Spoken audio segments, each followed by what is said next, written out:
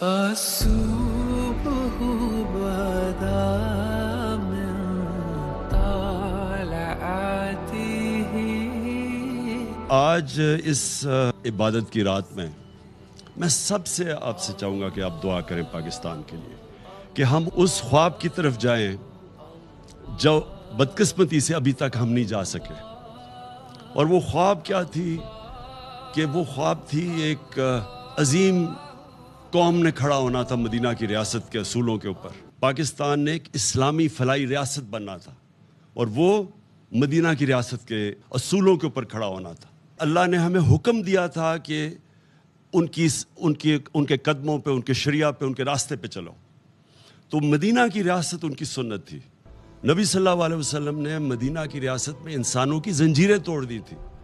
تو وہ ساروں ان کو پر لگ گئے تھے، ان کی پرواز شروع ہو گئی تھی، وہ اقبال کے شاہین بن گئے تھے.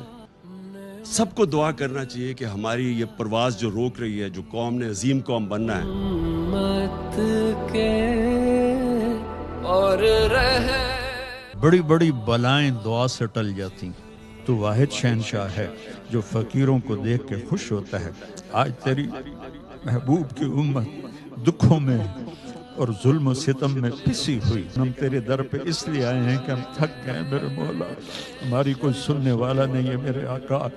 ہم بے بس ہو گئے ہیں، ہم بھٹکے ہوئے راہی ہیں، ہم اندھیری رات کے مسافر ہیں.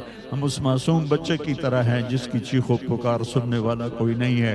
اے میرے محبوب، اے میرے اللہ، صحابہ کو دکھ ہوتا تھا تیرے نبی کے در پہ جا کے روتے تھے، تیری مدد آ جاتی تھی. اب تو بتا ہم کہاں جائیں، ہم کہاں جائیں؟ تو نے ہمیں کن کے حوالے کر دیا میرے مولا؟ تیرے نبی نے بھی طائف میں کہا تھا آج میرے رب ہاتھ نہیں کٹ رہے، گردنیں کٹ رہی ہیں میرے مولا، پورے ملکوں کے سودے ہو رہے ہیں میرے مولا، عزتیں نیلام ہو رہی ہیں میرے مولا.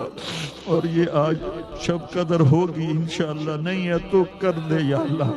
اور اپنے محبوب کی امت کی مدد کے لیے آجا میرے مولا.